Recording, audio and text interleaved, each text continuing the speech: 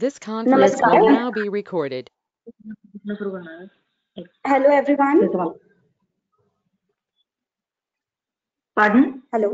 हाँ, Yeah. Hello everyone. मैं वैद्य हर्षिता श्रीवास्तव मध्य प्रदेश से पंचभौतिक चिकित्सा के इस व्याख्यान के सत्र के 7वें दिन आप सभी का स्वागत करती हूँ।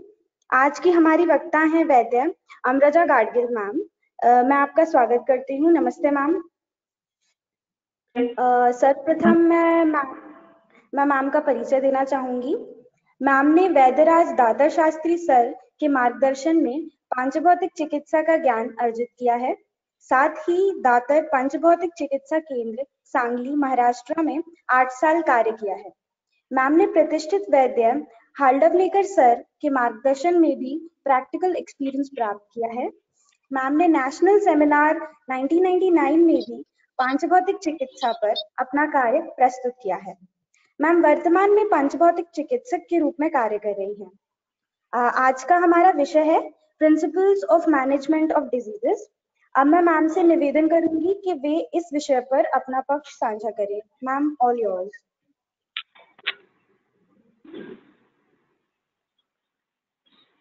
Namaste everyone and thanks Harshita ji. I will share screen and start talking. Yes ma'am.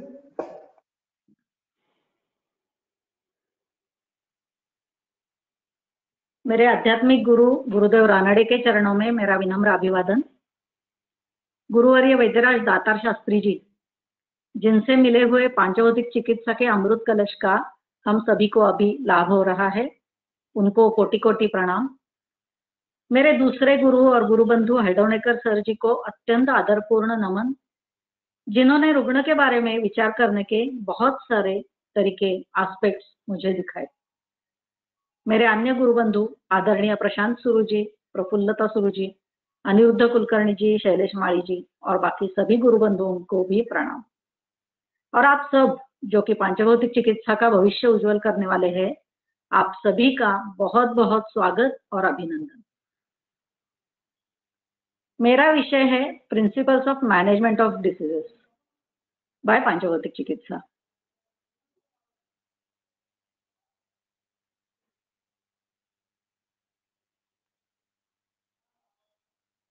तो आज हमें यह देखना है कि पंचभौतिक चिकित्सा में किसी भी व्याधि का विचार करते वक्त कौन कौन से तत्वों का उपयोग किया जाता है।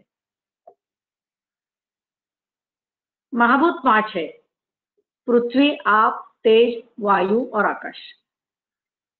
अगर मैं ये कहूं कि हमें चिकित्सा इन पांचों में से आकाश महाभूत की ही करनी होती है, तो आप बौखला जाओगे, है ना? लेकिन यह सच है। किसी भी रुग्ण का इलाज करते वक्त शरीर में स्थित आकाश महाभूत का अवकाश रिस्टोर करना या मेंटेन रखना, यही अपना मेन उद्देश्य होना चाहिए। किसी भी वैद्य का पेशेंट को ट्रीट करते वक्त यही उद्देश्य होना चाहिए।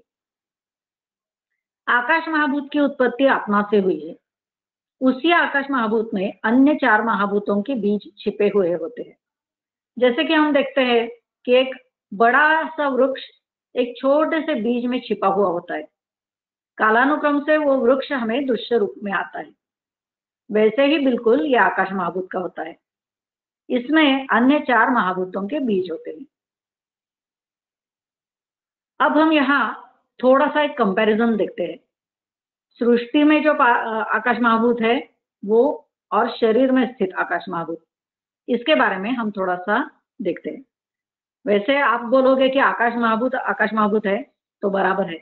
गुणों के हिसाब से देखा जाए तो आकाश महाभूत ही है, सभी जगह सेम ही है, एक ही है। लेकिन यहाँ हम आकार मान के हिसाब से बात कर रहे हैं। सृष्टि में जो आकाश महाभूत है उसका आकार मान देखा जाए तो बहुत बड़ा है और शरीर का जो है वो सीमित है। तो यहाँ हम थोड़ा सा कंपैरिजन देखते हैं। सृष्टि में जो आकाश महाभूत है उसको अन्य चारों महाभूत कोई भी बाधा नहीं पहुंचा सकते। ना जल महाभूत इसको गीला कर सकता है, ना ही पृथ्वी महाभूत से इसमें इस अवकाश में किसी तरह के ब्लॉक्स तैयार हो सकते हैं, या फिर बारिश के मौसम में कितनी भी जोर से बिजली चमके, कड़के लेकिन वो आकाश महाभूत के अवकाश को किसी भी तरह का असर या नुकसान नहीं पहुंचा सकती। वो पृथ्वी में बड़े बड़े छेद बना सकती है, लेकिन आकाश महाभूत पर इसका कुछ भी असर नहीं हो सकता बिजली का। ये आकाश महाभूत अविकारी ही रहेगा। कितने भी ऋतु बदलते रहे, किसी भी ऋतु का आकाश महाभूत के अवकाश पर असर नहीं होता है। गर्मी के दिनों में सूर्य की किरणें इतनी प्रखर होती है जिसकी वजह से पृथ्वी में बड़े बड़े छेद पड़े हुए दिखाई देते हैं। बारिश के दिनों में पृथ्वी तल पूरा गीला गीला हो जाता है, मार्दव युक्त हो जाता है, लेकिन आकाश महाभूत का अवकाश बिल्कुल अनअफेक्टेड रहता है। अब यह सब हुआ सृष्टि में जो आकाश महाभूत है उसके गुण। अब आगे देखिए, ये जो पंचमहाभूत है सृष्टि में, उन्हीं से अपना शरीर भी निर्माण होता है। जो जो निसर्ग में है वही सब अपने शरीर में है, ऐसा शास्त्रकारों ने बताया है। निसर्ग में पंचमहाभूतों का स्वरूप अति भव्य होता है, जबकि शरीर में इनका स्वरूप छोटा सा होता है। निसर्ग में जो आकाश महाभूत का अवकाश है वो अमर्याद है, लेकिन शरीर में जो अवकाश है वो सीमित है, छोटा है। इसके पहले हमने देखा कि निसर्ग में होने वाले आकाश महाभूत के अवकाश पर किसी भी अन्य महाभूत का कुछ भी असर नहीं हो सकता है। लेकिन अब यहीं पे सब गड़बड़ शुरू हो जाती है, क्योंकि शरीर में जो सीमित आकाश अवकाश है उसके ऊपर अन्य महाभूत अपना असर दिखा सकते हैं। चारों महाभूतों के गुण इसमें समाविष्ट है और सभी महाभूतों का अधिष्ठान होने के नाते संपूर्ण शरीर को व्याप्त करने की और अन्य महाभूतों का सामर्थ्य कम करने की शक्ति इस आकाश महाभूत को प्राप्त है। ऐसी है ये आकाश महाभूत की महत्ता, और शरीर में स्थित आकाश महाभूत का अवकाश मेंटेन रखना या उसको रिस्टोर करना, यही अपना उद्देश्य है हर एक वैद्य का। अब आगे देखते हैं ये कैसे करना है। इसके लिए दातार शास्त्री जी ने चिकित्सा सूत्र दिया है। उसके 4 पहलू है। सबसे पहला है व्याधि निर्मिति की कारण परंपरा ढूंढना और व्याधि का स्वरूप पहचानना। एक्चुअली इसके बारे में परसों वैद्य शैलेश माली जी के लेक्चर में काफी विस्तार से सुना था। दूसरा है उस कारण परंपरा की वजह से शरीर के कौन से अवयव पर, हिस्से पर असर हुआ है ये देखना। तीसरा है, और ये बहुत ही इंपॉर्टेंट है, व्याधि से प्रभावित शरीर की नाजुक स्थिति को संभालना। और चौथा स्तंभ है शरीर को स्थिरता देने वाली उपाय योजना करना। हमने शैलेश माली जी के लेक्चर में सुना है कारण परंपरा के बारे में, फिर भी वो पांचभौतिक चिकित्सा का आत्मा होने की वजह से मैं भी आज उसके ऊपर थोड़ा सा तो विवरण करूंगी ही। सबसे पहले हम कारण परंपरा का विवरण देखते हैं। यूजुअली चिकित्सा शब्द सुनकर आगे हम एक्सपेक्ट करते हैं कि अब व्याधि और औषधि ऐसा कुछ चार्ट देखने सुनने में आएगा, लेकिन पांचभौतिक चिकित्सा की ये विशेषता है, यहाँ व्याधि पर नहीं बल्कि व्याधि की कारण परंपरा पर विचार, शोध और चिकित्सा होती है। ये व्याधि और ये औषधि, इस तरह से औषधियां कभी भी काम नहीं करती है, क्योंकि व्याधि के पीछे के परंपरा जान के व्याधि की चिकित्सा करना ही बहुत आवश्यक होता है। जैसे कि हम सब जानते हैं कि ज्वर के लिए त्रिभुवन कीर्ति इस्तेमाल की जाती है, लेकिन अगर व्याधि की कारण परंपरा कुछ अलग है, ज्वर की कारण परंपरा कुछ अलग है, जैसे कि तेज धूप में घूम घाम कर कोई मरीज अपने पास ज्वर का लक्षण लेके आता है, तो ऐसे मरीज में तो त्रिभुवन कीर्ति काम नहीं करेगी, क्योंकि त्रिभुवन कीर्ति हम सब लोग जानते हैं कि बहुत ही उष्ण औषधि है। तो यहाँ प्रवाल भस्म या वसंत कुसुमाकर ऐसी कुछ औषधि का विचार करना पड़ता है। गुरु जी के साथ अनुभव किया हुआ एक किस्सा मैं यहाँ आपके साथ शेयर करूंगी। आप में से कुछ एक वैद्यगणों ने पांचभौतिक चिकित्सा के बारे में कुछ ना कुछ जानकारी ली होगी, तो उनके लिए ये एग्जाम्पल मदद में भी आएगा और उनके समझ में ज्यादा आएगा ये एग्जाम्पल। एक तरुण रुग्ण गुरु जी के पास आया था, बार बार शिरशूल करके उसका लक्षण था। रुग्ण में ट्रैवलिंग का इतिहास था। उदर परीक्षण में प्लीहा पर पार्थिव नाद थे। अभी पांचभौतिक चिकित्सा के बेसिक तत्व अगर आपको मालूम है तो उसमें यूजुअली देखा जाता है कि पार्थिव नाद इस लक्षण में वरांग की औषधि का प्रयोग किया जाता है। लेकिन यहाँ दातार शास्त्री जी ने मुझे रुग्ण को रजनी योग देने के लिए कहा। अब आप सोचोगे ये ऐसा क्यों किया उन्होंने, तो रुग्ण का इतिहास यदि ट्रैवलिंग का था, फिर भी उसका जो ट्रैवलिंग था वो पूरा धूप में होता था, वो बाइक पर घूमता था, वो शेतकरी था। तो इसलिए यहाँ वरांगक का इस्तेमाल नहीं किया जा सकता, क्योंकि वरांगक भी बहुत उष्ण और बहुत ही स्ट्रॉन्ग औषधि है। अब तीसरा जो सूत्र है, शरीर की नाजुक स्थिति को संभालना, इसके बारे में थोड़ा सा देखते हैं।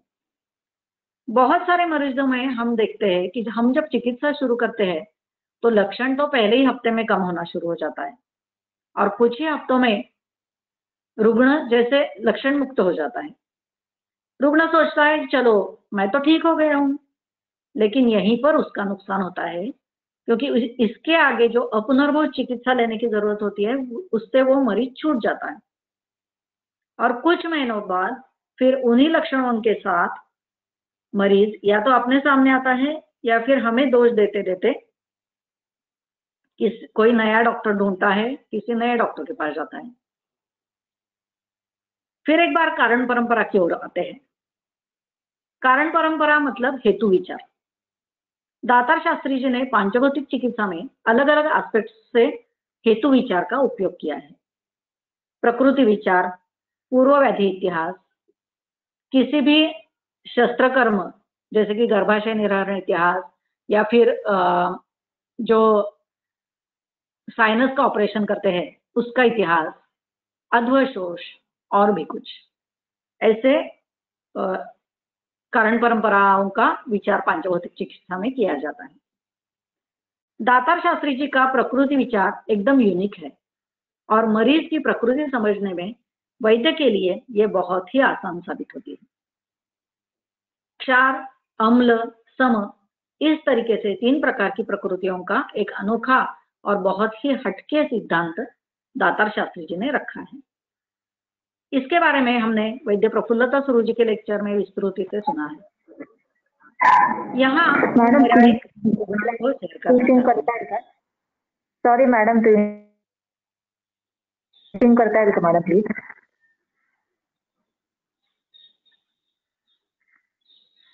मुझे कोई कुछ बोल रहा है क्या मॅडम? स्लाइड फक्त फुल स्क्रीन करता येईल का प्लीज, रिक्वेस्ट होती. स्लाइड फुल स्क्रीन मी ट्राय करते हैं.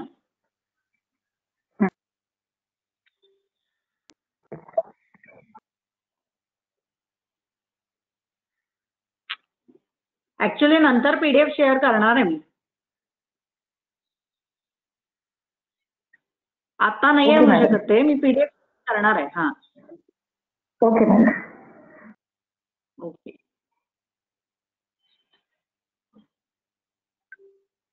अभी हम पहला देख रहे हैं प्रकृति विचार. तो मेरा एक अनुभव मैं आपके साथ शेयर करूंगी, रुग्ण अनुभव. रुग्णा 55 साल की थी जब मेरे पास आई वो. तो उन्होंने बताया कि वो जब 10 साल की थी तब से उनको शुष्क काश की बीमारी थी और वो तब से बिल्कुल बेजार थी वो शुष्क काश से. तो सांगली में किसी रिलेटिव के पास वो आई थी. तो रात भर 3-4 दिन उनकी खांसी सुनते सुनते वो रिलेटिव को उन पर बहुत तरस आया. उनको बुरा लग रहा था कि इतना उनको सफर करना पड़ रहा है. तो वो मेरे पास लेके आई उनको. हिस्ट्री लेते वक्त ये व्यक्ति अम्लधर्मी प्रकृति के है ये बात सामने आई.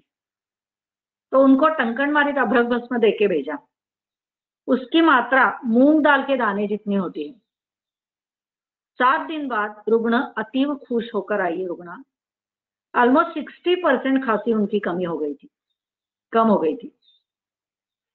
बाद में 15-15 दिन की दवाई 3-4 बार लेके गई वो और पूरी तरह से वो खांसी मुक्त हो गई. जो कि बीमारी 45 साल से चली आ रही थी, उससे वो इतनी बेजार थी, वो दवाई केवल दातार शास्त्री जी के प्रकृति विचार का अवलंबन करने की वजह से इतने कम दिनों में बिल्कुल गायब हो गई। है ना मिराकल? क्षार अम्ल धर्म के बारे में और थोड़ा सा विवरण करती हूँ। अभी पहले तो हमने प्रकृति के हिसाब से देखा क्षार अम्ल सम के बारे में। यहाँ हम लक्षणों के बारे में, लक्षणों के हिसाब से विचार करते हैं। क्षारधर्मी लक्षणों में अम्लधर्मी चिकित्सा और वाइस वर्सा करना है, जैसे कि कल शैलेश माली जी ने बताया ही था। लेकिन हमने समधर्मी प्रकृति के रुग्ण के लिए क्या करना है, इसके बारे में अभी तक के कुछ बोला नहीं था, तो ये मैं आपको बताना चाहूंगी। डे टू डे लाइफ में जो अहिताहार विहार प्रज्ञापराध होता है, उसका असर होके सम प्रकृति वाले में भी लक्षण उत्पन्न होते ही है। जैसे कि क्षारधर्मी और अम्लधर्मी प्रकृति के रुग्णों में छोटे छोटे से कारण की वजह से भी लक्षण आएंगे सामने, लेकिन सम प्रकृति वाले रुग्ण के बारे में या लोगों के लिए इतना असर इमीडिएटली नहीं होता है। उनकी प्रकृति काफी ज्यादा अच्छी होती है, लेकिन फिर भी उनसे अगर अहिताहार हुआ, प्रज्ञापराध हुआ, तो उसका तो असर उनके ऊपर होगा ही और लक्षण तो कुछ ना कुछ आएंगे ही। तो ऐसी अवस्था में जिस भी हेतु का मतलब हेतु की कारण परंपरा है, उसका विचार करके और लक्षण क्या है उसका विचार करके औषधि योजना करनी पड़ती है। और एक एस्पेक्ट ये रहता है रुग्ण अपने सामने आने के बाद, history taking is very important. तो कभी कभी गर्भावस्था से लेकर भी हिस्ट्री टेकिंग की जरूरत पड़ती है। गुरुजी की किताब में एक रुग्ण का किस्सा है जो कि ब्रेस्ट फीडिंग के टाइम का है, वो मैं आपको बताती हूँ। यह रुग्ण जब गुरुजी के पास आया तो वो 14 साल का लड़का था, लेकिन उसको 1 साल की उम्र से ही कुछ ना कुछ बीमारी के सामना उसको करना पड़ रहा था, वो बीमार रहता था। देखा जाए तो ठंडी के मौसम में प्रकृति ठीक रहती थी, लेकिन अगर गर्मी के दिन आएंगे तो उसका जीना मुश्किल हो जाता था। गुरुजी के पास वो आया तब बार बार तीव्र प्रतिशाय, अग्निमांद्य, बद्धमल, शरीर में हमेशा गर्मी का एहसास रहना, शरीर पर मांस बिल्कुल भी नहीं, चेहरे पर उदासी ऐसा हाल था। हिस्ट्री लेते समय उसकी मां ने बताया कि जब ये ब्रेस्ट फीडिंग पर था तब मुझे बहुत जोर से मीजल्स की तकलीफ हुई थी और तभी उस रुग्ण की बीमारी की गुत्थी सुलझ गई। उसकी शरीर में इतनी उष्णता कहाँ से आई है, इसका पजल सॉल्व हो गया और वो रुग्ण ठीक हो गया। पूर्ववैदिक इतिहास में कामला, typhoid, malaria, measles, chicken pox आदि व्याधियों का इतिहास देखने की जरूरत होती है। यह इतिहास अगर है किसी भी रुग्ण में तो अलग अलग लक्षणों से वो सामने आ सकता है। कामला का इतिहास है तो कल उसके बारे में सोचने की बहुत जरूरत पड़ती है। बहुत बार क्या होता है ना, कामला का ट्रीटमेंट अच्छे से किया ही नहीं जाता है, किसी वैद्य के पास लेके जाके ट्रीटमेंट होता है या फिर एलोपैथी की साथ होता है। तो ऐसी हालत में वो कामला का शरीर पर जो हुआ असर होता है वो पूरी तरह से शरीर से बाहर निकलता ही नहीं है और उसका असर यकृत पर तीव्र रूप से देखने में आता है। क्षारधर्मी पित्त की अधिकता से यकृत की मृदुता कम होके, मतलब वहां के आप महाभूत का जो अंश होता है उसमें कमी होने की वजह से पार्थिवता बहुत ज्यादा बढ़ जाती है और यकृत के कार्य में बाधाएं उत्पन्न होने लगती है। रुग्ण में पाचन संबंधी लक्षण दिखाई देने लगते हैं। आगे चल के एनीमिया मतलब पांडुता, थकान आदि लक्षण सामने आने लगते हैं। हम रुग्ण को एक तरह से चकित कर सकते हैं। उसको कामला का इतिहास पूछ के हम चकित कर सकते हैं। वो कैसे? तो जब हम नाद लेते हैं तो उदर परीक्षण में यकृत पर जब नाद लेते हैं हम, तो यकृत की पार्थिवता इतनी बहुत ज्यादा देखने में आती है जैसे कि ये यकृत पर नहीं, हम पत्थर पर नाद ले रहे हैं।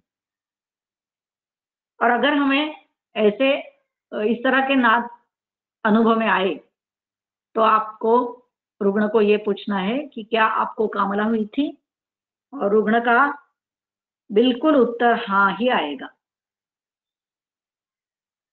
मीजल्स चिकन पॉक्स के इतिहास की वजह से भी रुग्ण में क्षारधर्मी उष्णता बढ़ी हुई दिखाई देती है। मीजल्स चिकन पॉक्स के इतिहास में देखने में आने वाले बहुत सारे लक्षणों में से कुछ एक मैं आपको बताती हूँ। सबसे पहला देखने में आता है, बच्चे की ग्रोथ पर असर हुआ देखने में आता है। उसकी उम्र के हिसाब से हाइट वेट नहीं रहता है। दूसरा दिखाई देता है, इम्यूनिटी कम रहती है। मीजल्स चिकन पॉक्स के इतिहास से जो रुग्ण आगे चल रहा है उसमें हमेशा इम्यूनिटी कम रहना ये रहता ही है, और इस वजह से बार बार खांसी, जुकाम, ज्वर, टॉन्सिलाइटिस की तकलीफ, अग्निवांद्य, डाइजेशन की तकलीफ आदि लक्षण दिखाई देते रहते हैं। मलबद्धता जो कि मलवाटक तक जा सकती है, ये भी इसमें दिखाई देता है।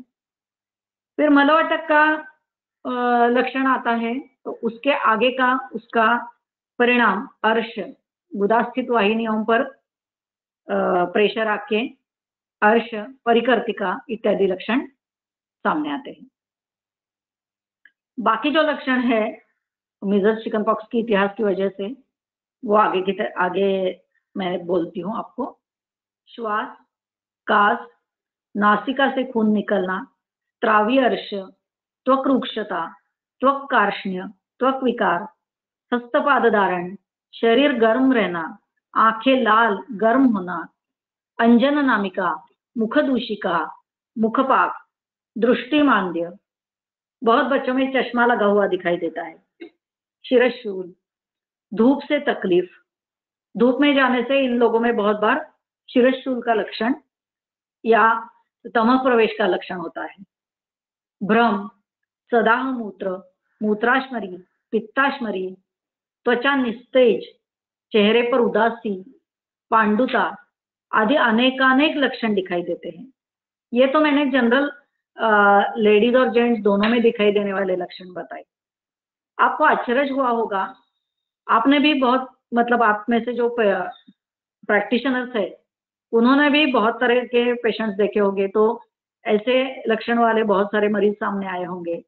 लेकिन आप सोच सकते हैं कि इतने सारे लक्षण है, लेकिन इसके बारे में हम लोग बिल्कुल एक ही तरह सोच सकते हैं, मीजल्स चिकन पॉक्स का इतिहास है क्या, ये पूछना और उसको आधार रख के आगे ट्रीटमेंट देना।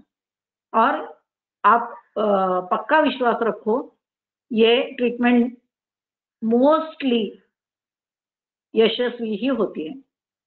आगे लड़कियों में कुछ लक्षण मैं बोलती हूँ। लड़कियों में अर्ली मेनार्ज देखने में आता है। अत्यार्तव, कष्टार्तव, अल्पार्तव, मेनोरेजिया, पीसीओडी, गर्भस्राव, गर्भपात आदि लक्षण देखने में आ सकते हैं।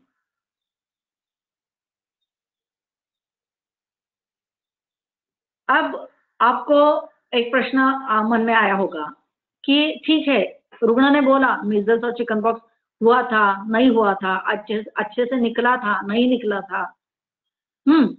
तो रुग्ण क्या बता रहा है, खाली उसके ऊपर हमारी ट्रीटमेंट पक्की नहीं की जा सकती, बराबर।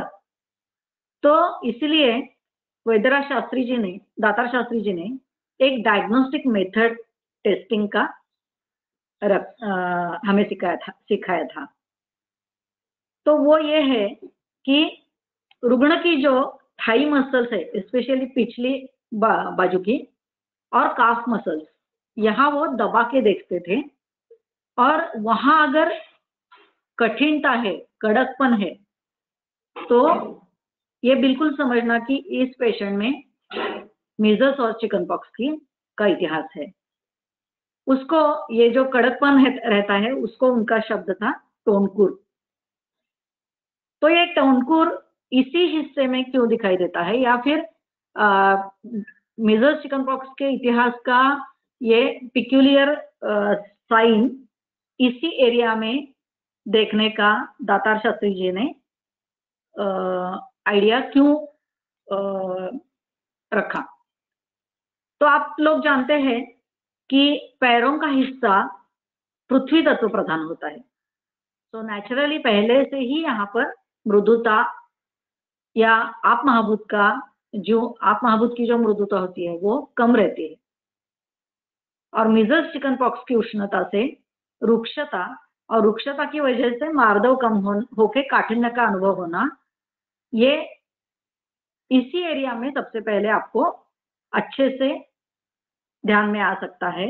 इसीलिए ये टोनकुर का डायग्नोस्टिक मेथड गुरुजी ने फाइंड आउट किया था, और वो बहुत ही एप्ट साबित होता है।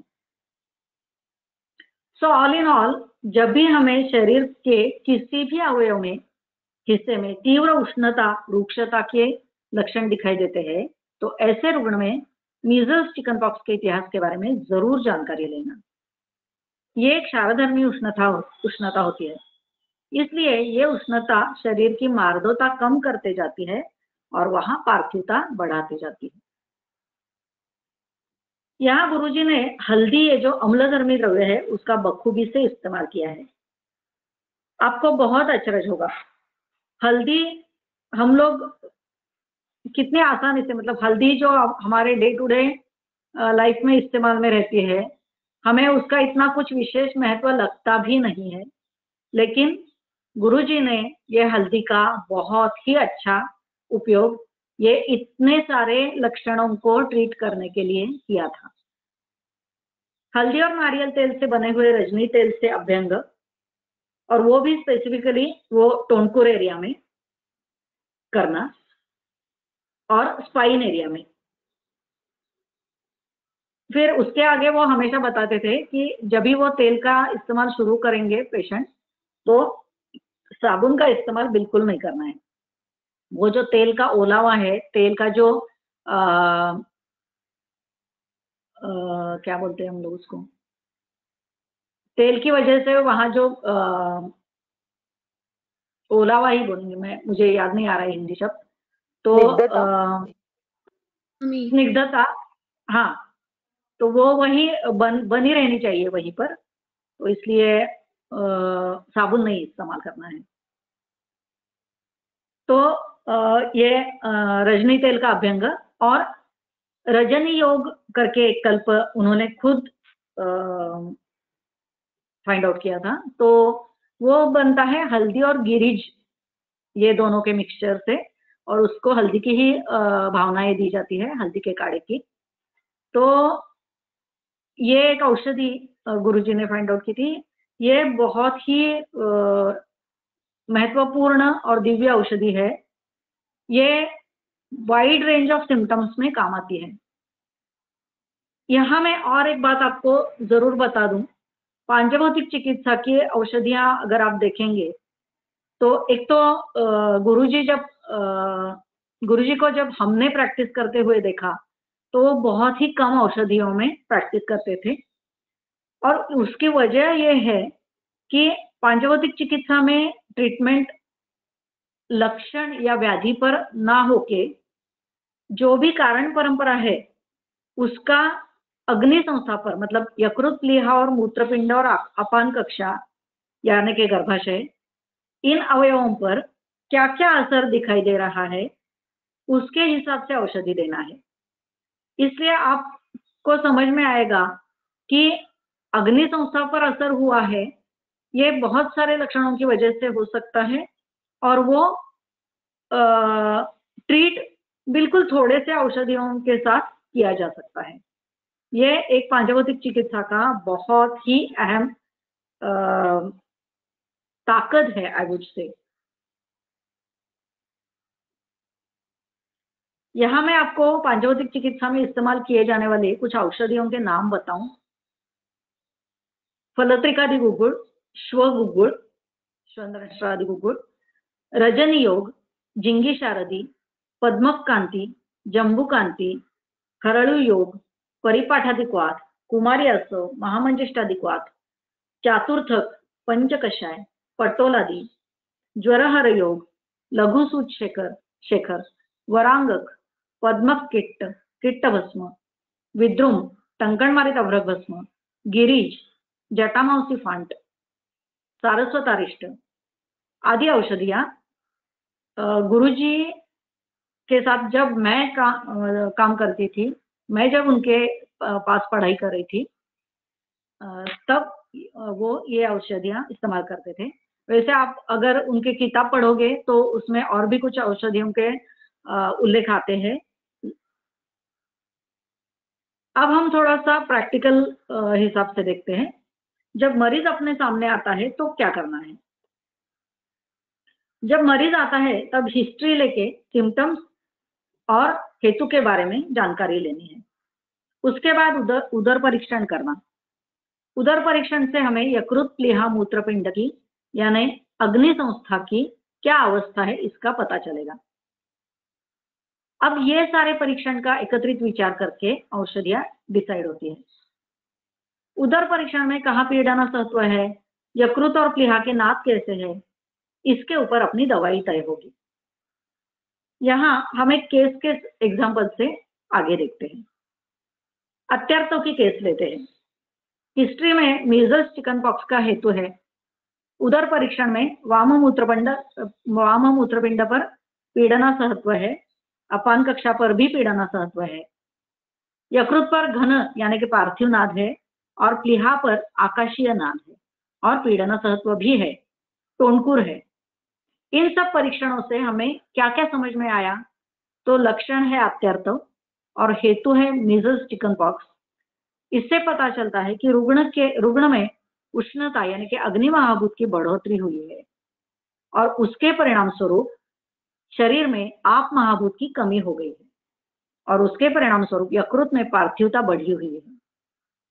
रजो प्रवृत्ति के समय ज्यादा खून बहने की वजह से रक्त में जो पार्थिव घटक होते हैं, मतलब जो रक्त को बल प्रदान करते हैं, उनकी कमी होने लगती है, जिसके परिणाम स्वरूप रक्त का घर प्लीहा उसमें आकाशीयता नजर आती है। यहाँ आपके मन में एक सवाल जरूर उठा होगा कि कहीं पार्थिवता बढ़ी है तो कहीं आकाशीयता, ये कैसे संभव है। यहाँ यकृत में पार्थिवता बढ़ी है क्योंकि यकृत ओरिजिनली पार्थिव अवयव है, जबकि रक्त आप महाभूत प्रधान है। ऐसी स्थिति में हेतु की वजह से शरीर पर उष्णता का जो असर हुआ है वो अलग अलग परिणाम दिखाएगा। और दूसरी बात यह भी है कि जब परिणाम देखने में आने लगते हैं तो रुग्ण इमीडिएटली थोड़े ही ना अपने पास आता है। आपको तो वो साइकिल मालूम ही है, पहले हर जगह घूमेगा एलोपैथी और कहीं कहीं घूम के फिर बाद में अपने पास आएगा। तब तक शरीर में उदर परीक्षण में कुछ बदलाव भी आएगा ही। तो इस रुग्ण में हम दवाई क्या देंगे। यहाँ मूत्रपिंड का पीड़ना सहत्व है, उसके लिए प्रकृति के हिसाब से हमें दवाई चूज करना है। श्वगुग्गुल मतलब श्वंदंश्रादि गुग्गुल या हरळू योग, ये दो औषधियां दाता शास्त्री जी ज्यादातर इस्तेमाल करते थे मूत्रपिंड की पीड़ना सहत्व में। तो श्वगुग्गुल का हम अगर गुणधर्म देखेंगे तो वो शरीर में जाकर पानी उत्पन्न करती है, इसलिए वो अम्लधर्मी प्रकृति में नहीं देनी है, वो क्षारधर्मी प्रकृति के रुग्णों में इस्तेमाल करनी है और अम्लधर्मी प्रकृति के रुग्ण में हरळू योग देना है। आगे प्लीहा पर जो असर हुआ है उसके लिए हम रजनी योग का इस्तेमाल करेंगे, क्योंकि रजनी योग ये अम्लधर्मी औषधि है और अपने रुग्ण के लक्षण जो है वो क्षारधर्मी है। ये जो रजनी योग है उसके विशेषता ये है कि ये शामक भी है और स्वल्प पाचक भी है।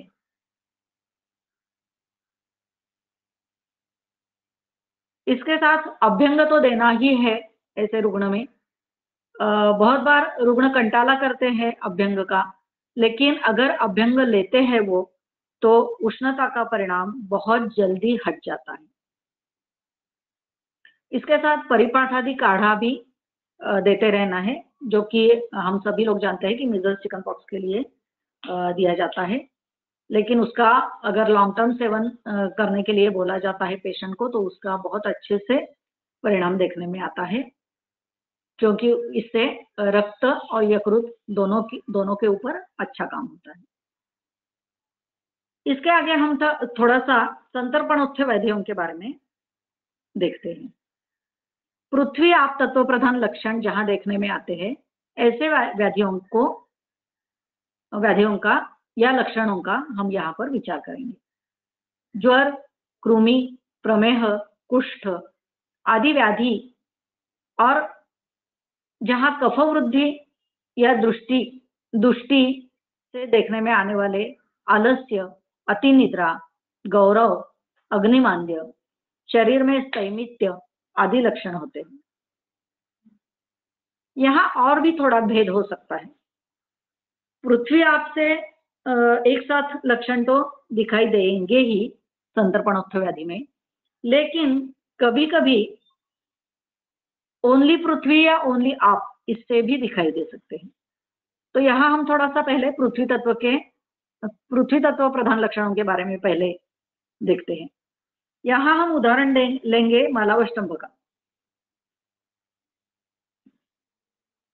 आजकल खाने के तरीके अगर देखे जाए तो जंक फूड, पिज्जा, बर्गर, ये सब तो खाने में होता ही है।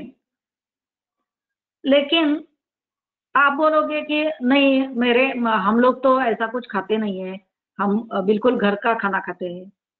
लेकिन आपके देखने में आया होगा कि घर का भी खाना आजकल, जो हम चतुर्विध प्रकार का चतुरस्र खाना जिसको बोलते हैं, वो घर में भी खाने में बहुत कम आता है। तो बहुत बार क्या होता है कि रोटी सब्जी खा ली या पराठे खा लिए, थाली पीठ खा लिया, कभी कभी बाहर ही है आज हम तो वड़ा पाव खा लिया, इडली चटनी, ऐसे पदार्थ भी घर में भी खाए तो भी उसका असर जो देखने में आना है वो आएगा ही। अब यहाँ पृथ्वी महाभूत प्रधान खाना खाने से शरीर पर मलावष्टंभ जैसी एक लक्षण दिखाई दिया जा सकता है। ये कैसे, इसका थोड़ा सा हम विवरण देखते हैं। अब यहाँ ये आप ध्यान में ले कि निसर्ग का नियम है, घनता पानी में घुलती है। जैसे कि शक्कर पानी में घुल जाती है, या फिर मिट्टी के अगर एक कड़क गोला है और उसके ऊपर हमने पानी डाल दिया, तो वो थोड़ी देर बाद मृदु हो जाता है, सॉफ्ट बन जाता है ना। या इतना ही नहीं, या फिर पत्थर भी, अगर एक ही जगह वो पत्थर पड़ा है और उसके ऊपर संततधार हर साल के बारिश का पानी गिर रहा है, तो वो पत्थर भी घिसा हुआ बाद में दिखाई देता है। तो यही तत्व अगर शरीर के लिए लागू करेंगे तो ये पता चलता है कि हमारे पूर्वजों ने सभी रसों का, सभी महाभूत से परिपूर्ण खाना खाने का नियम क्यों बनाया था। अपने जो चतुर्विध थाली बोल सकते हैं हम लोग उसको, वो कैसी बनती थी? तो उसमें रोटी रहती थी, जो कि हम लोग उसको पूरा पार्थिव प्रधान बोल सकते हैं। चावल लिया तो चावल सेमी पार्थिव बोल सकते हैं। दाल, कढ़ी, सार, ये जो है वो आप महाभूत प्रधान बोल सकते हैं। बहुत तरह के सैलड, हमारे जो घर में बनाने की विधि होती है सैलड्स की, वो अलग अलग होती है। या फिर चटनी, हम लोग बहुत प्रकार की चटनी खाते हैं। छाछ रहता है, घी रहता है। तो ये सब हमारे पूर्वजों ने एक ही थाली में एक साथ ही खाने के लिए बोला है। और उसके आगे खाना खत्म होने के बाद या तो सुपारी या बड़ीशोप या वीड़ा, नागवली का पत्र जो होता है उससे जो बनता है वीड़ा, पान, वो भी खाने के लिए बोला था। तो हम देख सकते हैं कि ये सब अगर हम खा ले तो इसके साथ अपने शरीर का पूर्ण पोषण अच्छे से होता है और सभी रस, सभी महाभूत अपने शरीर में जाते हैं। आपको वाग्भट के 10वें सूत्र स्थान के अध्याय में रस और महाभूत का जो सूत्र है उसका विवरण मैं देना चाहती हूँ। सभी रस क्यों जरूरी है और सभी रस खाने से सभी महाभूतों का अपने शरीर में किस तरह से मिलन होता है, ये मैं आपको बताऊं। मधुर रस की निर्मिति पृथ्वी और आप महाभूत से, अम्ल रस की उत्पत्ति अग्नि पृथ्वी महाभूत से, लवण रस की निर्मिति आप और तेज महाभूत से, तिक्त रस की निर्मिति आकाश और वायु महाभूत से, और कटु रस की निर्मिति अग्नि वायु महाभूत से, और कषाय रस की निर्मिति पृथ्वी और वायु से होती है। अब फिर से हम मलावष्टंभ के बारे में थोड़ा सा और देखते हैं। पुरुष का कार्य है वायु और अग्नि का धारण करना। मतलब यहाँ पुरुष देखने में पार्थिव केले के समान रूप वाला होने पर भी एक्चुअली उसमें घनता नहीं होनी चाहिए। हमें मालूम है कि अच्छा पुरुष है, इसका एक टेस्टिंग जो होता है, टेस्ट जो होता है वो पानी में पुरुष तैरता है, यही टेस्ट है। तो उसमें आकाश वायु और अग्नि ये 3 महाभूत होते हैं। लेकिन वो तब हो सकता है जब आहार सब रसों से, सब महाभूतों से परिपूर्ण होगा। अगर आहार पार्थिव प्रधान है, जैसे कि रोटी सब्जी वड़ा पाव, इतना ही किया जाता है, और वो भी डेली, क्योंकि बहुत सारे लोग टिफिन में रोटी सब्जी खाते हैं और रात को देर से घर आने के बाद पूरी सजी हुई थाली किसी के भी नसीब में ज्यादातर नहीं होती है, या फिर बाहर ही कुछ खा के आते हैं, वड़ा पाव बेलिया ऐसा कुछ।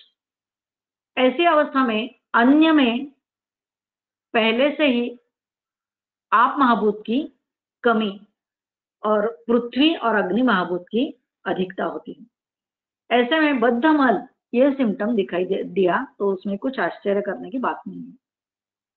मलावष्टंभ के बारे में मैं थोड़ा और विवरण करना चाहती हूँ।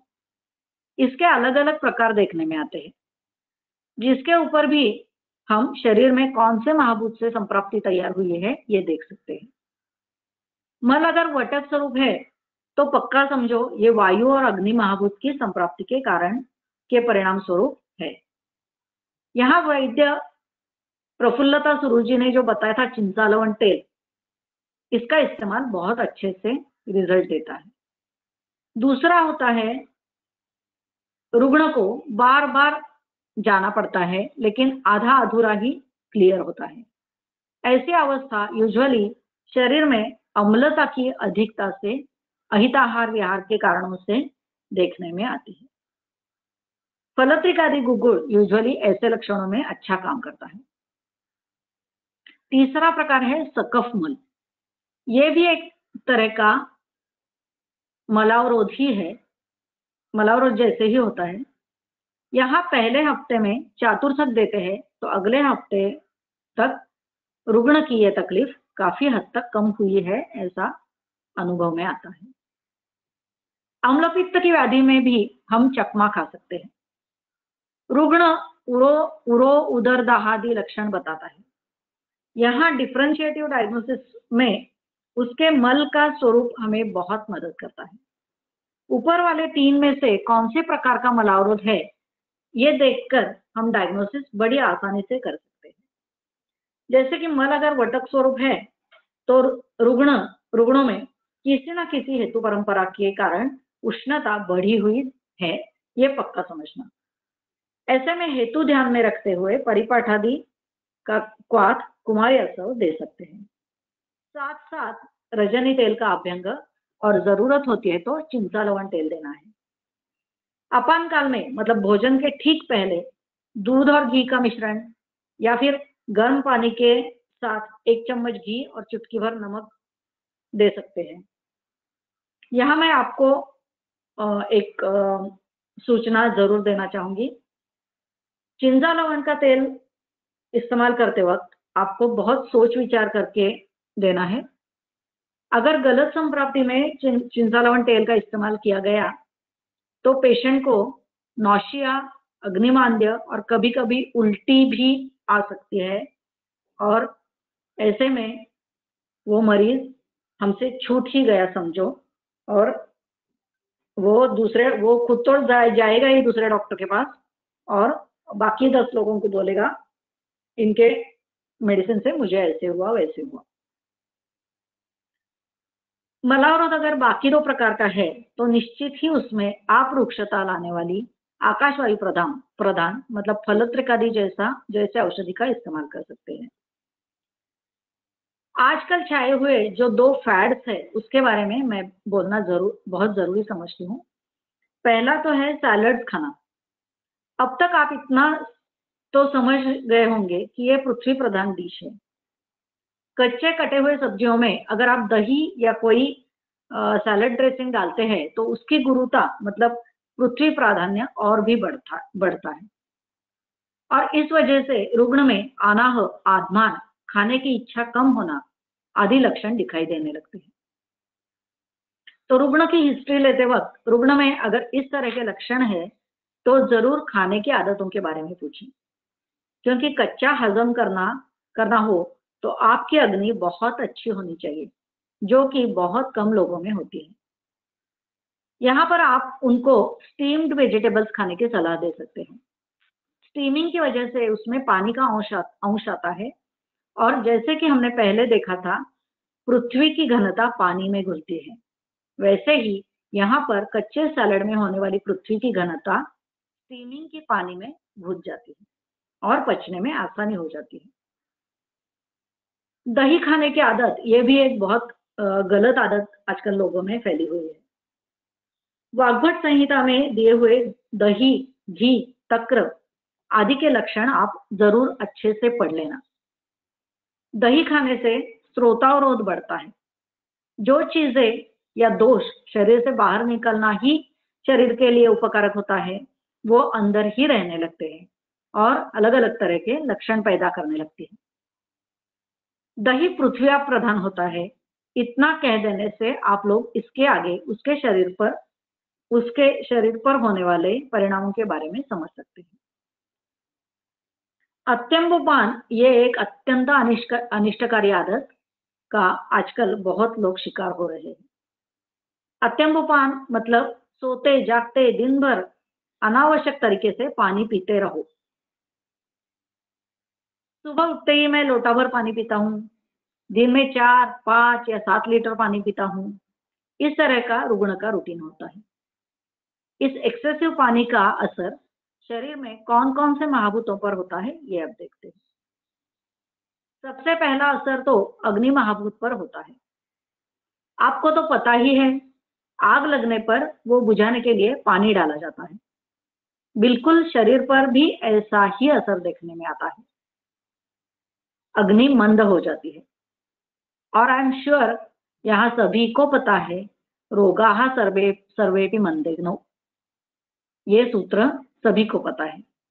मंद अग्नि के कारण सभी रोग उत्पन्न होते हैं। अत्यंबुपान का शरीर के पृथ्वी महाभूत पर क्या असर होता है ये अब देखते हैं। हमने पहले ही देखा है पृथ्वी की घनता पानी में घुलती है, तो अत्यधिक पानी पीने से शरीर को आधार देने वाली अस्थि, मांस और इवन मेद धातु, इन धातुओं की समता बिगड़ जाती है। अस्थि शरीर अवयवों में सबसे ज्यादा पृथ्वी प्रधान होता है। उसकी घनता कम होने लगती है, जिसके परिणाम स्वरूप वहां वात की वृद्धि, वायु तत्व की वृद्धि होना शुरू हो जाती है और अस्थिशूल, संधिशूल आदि लक्षण दिखाई देने लगते हैं। अस्थि शूल का जिक्र आने पर मुझे यहाँ एक आपको किस्सा बताने की बहुत इच्छा हो रही है। ये एग्जाम्पल आपको बहुत अचंभित कर देगा और एक बहुत नया आयाम सिखा देगा। हल्डोनेकर सर जी की ओपीडी चल रही थी। 50 के लगभग की उम्र वाली एक रुग्णा आई। हिस्ट्री टेकिंग के बाद एग्जामिनेशन में सर जी ने उस रुग्ण को मुंह खोलने को बोला। हम सब विद्यार्थी अचंभित हो गए। अस्थि शूल में रुग्ण के मुंह में सर क्या चेक करेंगे, ये प्रश्न हमारे सभी के मन में उठ रहा था। अचरज की बात अब आगे है। रुग्ण पायोरिया की पेशेंट थी। बाद में सर ने बताया कि रुग्ण जब रूम का दरवाजा खोलकर अंदर आई तभी उनको वो फाउल स्मेल आया था। हल्डोनेकर सर जी के सेंसेस बहुत ज्यादा शार्प है। पायोरिया की वजह से रुग्ण के मसूड़े और दांत दोनों खराब हो गए थे। इसके कारण वो अन्न चबाने का काम ठीक से नहीं कर पा रही थी, जिसका नतीजा डाइजेशन और उसका आगे का परिपाक ठीक से नहीं हो रहा था, जिसका परिणाम उसके शरीर के अस्थियों का पोषण ठीक से नहीं हो रहा था। शरीर की पार्थिवता में कमी आकर वायु की बढ़ोतरी हो रही थी। अब यहां आप सोचो, किसी भी अन्य डॉक्टर ने कैल्शियम की भरमार कर दी होती या फिर आयुर्वेदिक डॉक्टर ने पार्थिवता बढ़ाने वाली कुछ दवाई दे दी होती, उसका यहाँ कुछ उपयोग होता क्या? यहाँ सर जी ने उनको डेंटल क्लीनिंग की सलाह दे दी। अगले महीने में जब रुग्ण आई तब उनका अस्थि शूल काफी हद तक कम हुआ था। अगले कुछ महीनों में अच्छे से वेट गेन भी हुआ और रुग्णा लक्षण मुक्त हो गई। ये केस अत्यंबुपान की नहीं थी, फिर भी अनोखी थी, इसलिए मैंने आपके साथ शेयर की। अब फिर से अत्यंबुपान की ओर आते हैं। यहां मैं आपको व्यवहार में देखा जाने वाला एक एग्जाम्पल बताती हूँ। समझो आपको मिट्टी से एक वस्तु या मूर्ति बनानी है और गलती से मिट्टी में आपने पानी ज्यादा डाल दिया। अब उसमें से कोई भी वस्तु या मूर्ति बन पाएगी क्या? नहीं ना, क्योंकि उस मिट्टी में घनता, स्थिरता, ये पृथ्वी के जो गुण है वो सब इस एक्सेसिव पानी की वजह से नहीं रहे हैं अब। तो वो ऐसा ही सेम अपने शरीर के मांस धातु, मेद धातु, अस्थि धातु के साथ होता है। शरीर के स्नायु निर्बल हो जाते हैं, उसमें जो टॉट होते हैं स्नायु, अपने मसल्स टॉट होने चाहिए ना, तो वो उसकी कमी हो जाती है। शरीर पानी से भरपूर हो जाने की वजह से पिलपिला बन जाता है। इसके आगे हम अब थोड़ा सा पांचभौतिक चिकित्सा में इस्तेमाल की जाने वाली औषधियों के बारे में थोड़ा सा बिल्कुल सुपरफिशियल जानकारी लेंगे। इसके ऊपर पूरा चिकित्सा आप लोग कर सकोगे ऐसा मैं नहीं बोलूंगी आपको, लेकिन जो भी पॉसिबल है मैं अभी आपको बता दूं। फलत्रिका दिगुगुल, ये औषधि वायु तत्व प्रधान है। जब शरीर में पृथ्वी आप तत्व प्रधान मतलब संतर्पणस्थ व्याधि की संप्राप्ति होती है, तब यह औषधि यकृत की पार्थिवता घटाने में काम आती है। ये वायु तत्व प्रधान होने की वजह से इसका इस्तेमाल आकाश, वायु और अग्नि तत्व प्रधान संप्राप्ति में नहीं करना है। ये औषधि शरीर में रुक्षता बढ़ाती है। जिंगी शार्दी, ये एक बहुत ही अच्छी और आसान औषधि है, बहुत बड़ा काम करती है। यह औषधि रक्त को बल देने का काम करती है और साथ साथ रक्त पर सूक्ष्म शोधन का भी काम करती है। यहाँ मैं एक और बात बता दूं कि हम लोग पंचकर्म का हमेशा सुनते हैं। पंचकर्म से शरीर शुद्धि होती है, शरीर शोधन के लिए पंचकर्म करना है, लेकिन पांचभौतिक चिकित्सा के औषधियां आप सब लोग जब इस्तेमाल करना शुरू कर दोगे तो आपके समझ में आने लगेगा कि पांचभौतिक चिकित्सा की औषधियों से शरीर का सूक्ष्म शोधन होता रहता है और वो लगातार होते रहता है। मतलब जब तक मेडिसिन ले रहा है पेशेंट तब तक वो काम चलता रहता है और जब उसकी जरूरत खत्म होती है शोधन की, सूक्ष्म शोधन की, तब शरीर वो अपना हमें बता देता है और उसके हिसाब से बाद में हमें, जो पहले हमने देखा ना तीसरे और चौथे चरण में क्या करना है पेशेंट के लिए, तो अपुनर्भव चिकित्सा तब हमें शुरू करनी होती है। ये झिंगी सर्दी के बारे में और एक बात बताना जरूरी है यहाँ। गुरुजी का ऐसे था, दो औषधियों के बारे में मुझे पक्का याद है।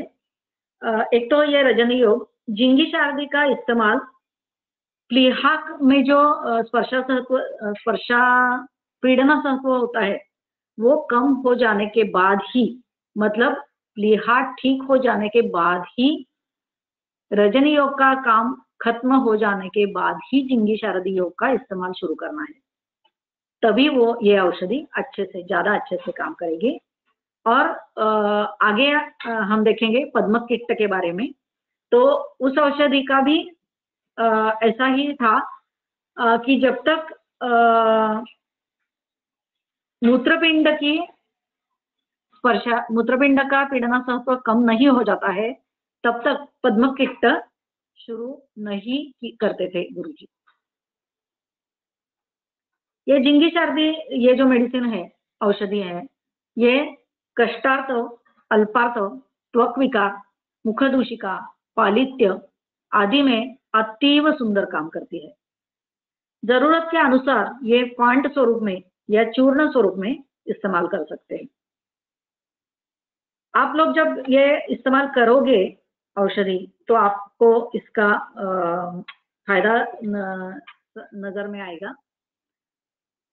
रुग्णा इस महीने में अगर मासिक धर्म में बहुत तकलीफ में है और आपने ये मेडिसिन उसको शुरू किया, तो आप पक्का समझो अगले महीने में जब वो उनकी मासिक धर्म आएगा तो पक्का उनकी तकलीफ कम ही होने वाली है। गर्भाशय के लक्षणों में गर्भाशय को बल देने वाला और साथ ही साथ गर्भाशय का सूक्ष्म शोधन करने का काम करने वाला गुरुजी का एक फॉर्मुलेशन है। ये भी ब्रॉड स्पेक्ट्रम ही है, उसका नाम है पद्मक कांति। इसमें पद्मकाष्ठ ये पार्थिव धर्म का शूलहर गण में बताया गया एक कंटेंट है और उसके चौथाई हिस्सा चंद्रप्रभा है। ये पद्मक कांति औषधि बहुत सारे सिम्टम्स में दे सकते हैं। अपान कक्षा में स्पर्शा पीड़ना सहत्व होता है तब तो देना ही है, और जो भी मासिक धर्म के कुछ तकलीफ होती है लेडीज में, उसमें ये अमृत की तरह काम करता है। और गर्भाशय को बल दे के उसका हेल्थ अच्छा रखना, ये इसका बहुत ही बड़ा काम है। गर्भाशय निर्हरण के शस्त्रकर्म की वजह से भी स्त्रियों में बहुत सारे लक्षण पाए जाते हैं। स्पेशली अगर बहुत कम उम्र में शस्त्रकर्म किया हुआ है तो ज्यादा लक्षण दिखाई देते हैं। ऐसी अवस्था में चंद्रप्रभा गिरिज ये कॉम्बिनेशन गुरुजी देते थे। इसके पीछे ये थिंकिंग था कि वहां शस्त्रकर्म हुआ है तो वहां जख्म किया गया है, जिसकी वजह से वहां का पार्थिव तत्व कम होके वायु तत्व बढ़ा है, तो इसलिए यहाँ ये गिरिज का इस्तेमाल गुरुजी ने चंद्रप्रभा के साथ करते थे। अत्यार्थों में पद्मक की जगह जंबूत्वक चूर्ण और चंद्रप्रभा ये कॉम्बिनेशन इस्तेमाल किया जाता है। यहाँ जंबूत्वक के कषाय रस का उपयोग बहुत होता है क्योंकि वो पृथ्वी और वायु से बना हुआ होता है और स्तंभन जंबूत्वक का गुणधर्म है। गिरिज ये पार्थिव धर्म, अब गिरिज के बारे में देखते हैं, गिरिज औषधि के बारे में। गिरिज ये पार्थिव धर्म के औषधि का गुरुजी ने बहुत ही अच्छी तरह से अम्ल पित्त में इस्तेमाल किया था। यहाँ गिरिज का उपयोग उन्होंने शंख भस्म के साथ किया है। गिरिज शोषक और शंख भस्म पाचन का काम करता है। गिरिज पार्थिव धर्म का होने के कारण वह अग्नि के विरुद्ध भी काम करता है। हम लोग निसर्ग में देखते हैं ना, जैसे कि आग लगने पर उस पर मिट्टी डाल के उसका शमन किया जाता है, तो शरीर पर गिरिज बिल्कुल वैसा ही काम करता है। कि अलग अलग कारण परंपरा की वजह से रुग्ण आते हैं उरोदाह उदरदाह आदि लक्षण लेके, तो ऐसे लक्षणों में गिरिज बहुत अच्छा काम में आता है।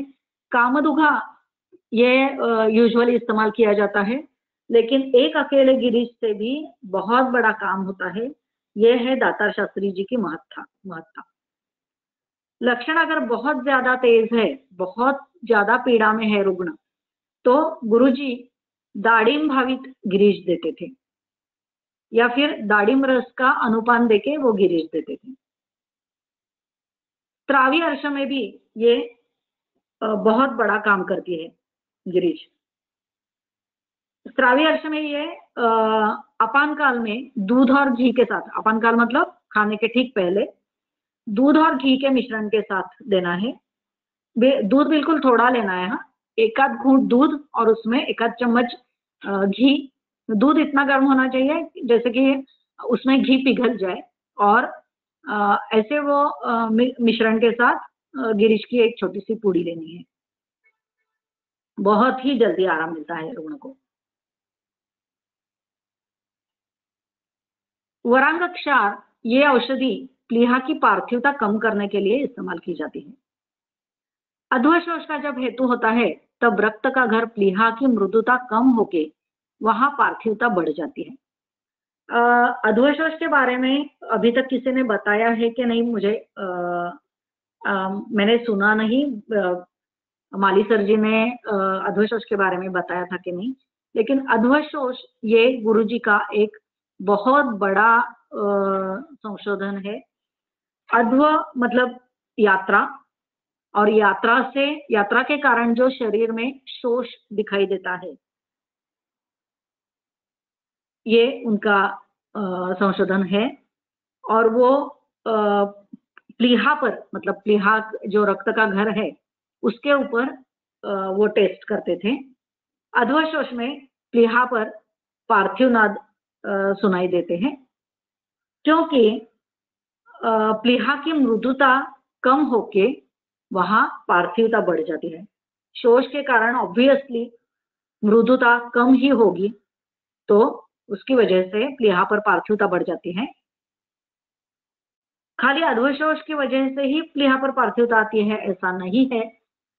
कभी कभी जो लॉन्ग टर्म रहने वाले ज्वर होते हैं, टाइफाइड, मलेरिया आदि, या ऐसे जब ज्वर का इतिहास अगर रुग्ण में है तो ऐसे रुग्णों में भी प्लीहा पर पार्थिवता के नाद सुनाई दिए जा सकते हैं। वरांग का डोज अगर आप लोग देखेंगे तो मतलब देख सकते हैं कि नहीं, यहीं से शुरुआत होती है। क्योंकि बहुत सारे पेशेंट्स आते थे गुरुजी के पास, कागज पर कुछ था ही नहीं, कागज पर दवाई थी ही नहीं, ऐसा बोलते थे वो। तब गुरुजी उनको बोलते थे कि कागज पर जहां काला ठिपका दिख रहा है ना, उसके ऊपर शहद डाल दो और चाट लो, काम हो जाएगा। तो इतना उसका डोज कम है। मक्खी के पंख पर जितना रखा जा सकता है उतना ही वरांग क्षार देना है। कि वो बहुत पर्टिकुलर थे उसके बारे में। हम लोग जब वरांग की पुड़िया बनाते थे उनके सामने बैठकर, तो वो हमें आगाह कर देते थे कि देखो, हाँ, औषधि कहीं आपके कपड़े पर ना गिर जाए। अगर कपड़े पर गिरी तो वो कपड़े को छिद्र बन जाएगा। वो भोकू शब्द इस्तेमाल करते थे, भोकू पड़ जाएगा, ऐसा बोलते थे। तो ऐसी ये काफी जहाल औषधि है। ये क्षार होने पर भी इसके और एक बहुत बड़ी विशेषता ये है कि अम्ल पित्त के रुग्ण में जब अम्लता बहुत ज्यादा होती है तो ऐसे में वरांगक दे सकते हैं और वहां वो बहुत अच्छा काम करता है। इसके बाद हम लोग देखते हैं चातुर्थक योग के बारे में। ये आकाशवायु प्रधान औषधि है, पृथ्वी आप प्रधान लक्षणों में ये काम करते हैं। कृमि का अगर हम लोग संप्राप्ति देखेंगे तो कृमि के संप्राप्ति पृथ्वी आप प्रधान होती है, तो उसमें हमेशा इस्तेमाल होता है।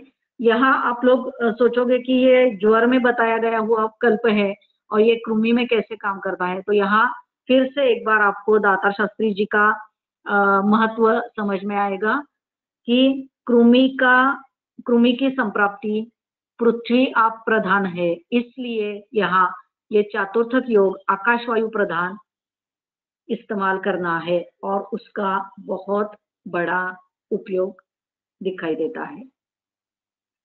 स्तन्य दृष्टि में भी वो इस्तेमाल करते थे चातुर्थक, और हम लोगों ने खुद ने देखा है अच्छा फर्क इमीडिएटली पेशेंट में दिखाई देता था। चातुर्थक योग की और एक विशेषता ये है कि ये किडनी विकारों में काम करता है। उसका संबंध ऐसा है कि किडनी की उत्पत्ति जो बताई है, किडनी की निर्मिति मतलब वृक्क की निर्मिति, वो है रक्त मेद प्रसादात वृक्क। तो रक्त और मेद से किडनी की निर्मिति होती है, वृक्क की निर्मिति होती है। तो यहाँ आप फिर से एक बार देखेंगे कि मेद धातु ये भी पृथ्वी आप प्रधान होता है, तो उसकी वजह से यहाँ भी चातुर्थक जैसा आकाशवायु प्रधान औषधि बहुत उपयुक्त साबित होती है। CRF जैसे व्याधियों में भी इसका बहुत अच्छा इस्तेमाल कर सकते हैं। लेकिन चातुर्थक के बारे में मैं एक आपको आगाह कर दूं, चातुर्थक ये काफी रूक्ष औषधि है, उसका डोज भी कम ही है, तो बहुत सोच समझ के चातुर्थक योग का इस्तेमाल करना है। और एक बात मैं यहाँ आपको जरूर बता दूं, वैसे ही पांचभौतिक चिकित्सा की ऑलमोस्ट हर एक औषधि की, एक हरड़ू और पद्मकांति छोड़ के बाकी सभी औषधियों की डोज काफी कम है, तो डोज की अच्छे से जानकारी लिए बगैर आप वो इस्तेमाल ना करें। एक इंसिडेंस मुझे याद है कि गुरुजी के पास एक काफी बुजुर्ग वैद्य आए थे और उनके पास ऐसा ही CRF का नहीं अपेंडिसाइटिस का पेशेंट आया था। अपेंडिसाइटिस में हम शोभांजन शीघ्रत्वक चूर्ण का इस्तेमाल करते हैं, तो वो भी ऐसे ही एकदम छोटी सी मात्रा में देना है।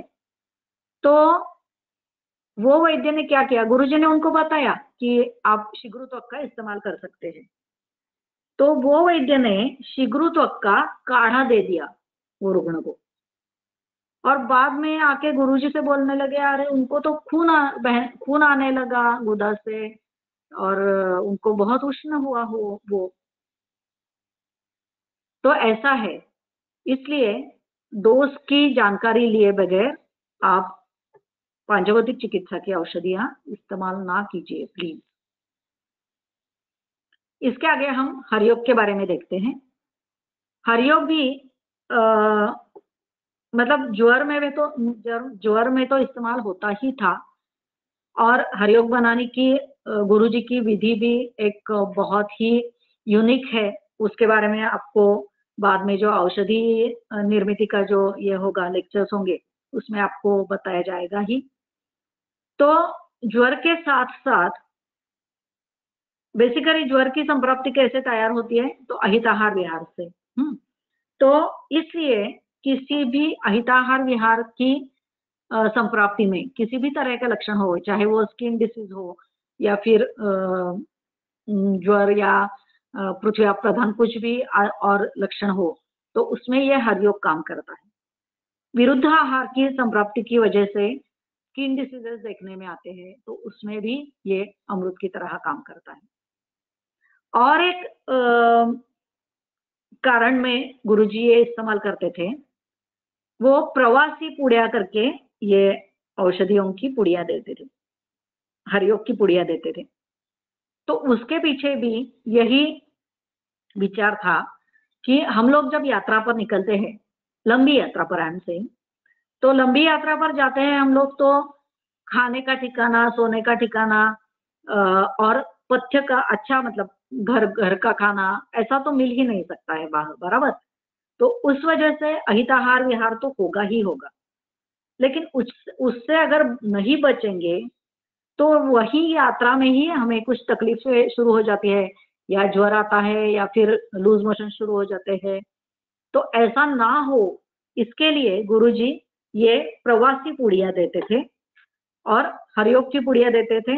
वो व्यान काल में मतलब दोपहर के खाने के बाद एक पुड़ी लेना है रोज, जब तक आप यात्रा कर रहे हो, बस उससे काम बन जाता था। और रुग्ण को नहीं, मतलब वो जो यात्रा कर रहे हैं उनको किसी भी तरह का तकलीफ हुए बिना वो चारों धाम यात्रा पूरी कर सकते थे। आगे हम गुरुजी का एक अत्यंत महान औषधि देखते हैं, पद्मकिट्ट। हमने जैसे पद्मकांति में देखा कि पद्मकाष्ठ का इस्तेमाल था, यहाँ पर भी पद्मकाष्ठ का ही उपयोग किया है गुरुजी ने। पद्मकाष्ठ और किट्ट भस्म मतलब मंडूर भस्म, इसका ये कॉम्बिनेशन है। तो यहाँ भी यही सेम मतलब शूलहर गण का है, इसलिए तो इस्तेमाल किया ही है। लेकिन पद्मकाष्ठ का पार्थिव प्रधानता ये पद्मकिट्ट योग में ज्यादा विचार में ली गई है और उसका कॉम्बिनेशन किया है मंडूर भस्म के साथ। आता हमारे मतलब बहुत सारे रुग्णों में डीजनरेटिव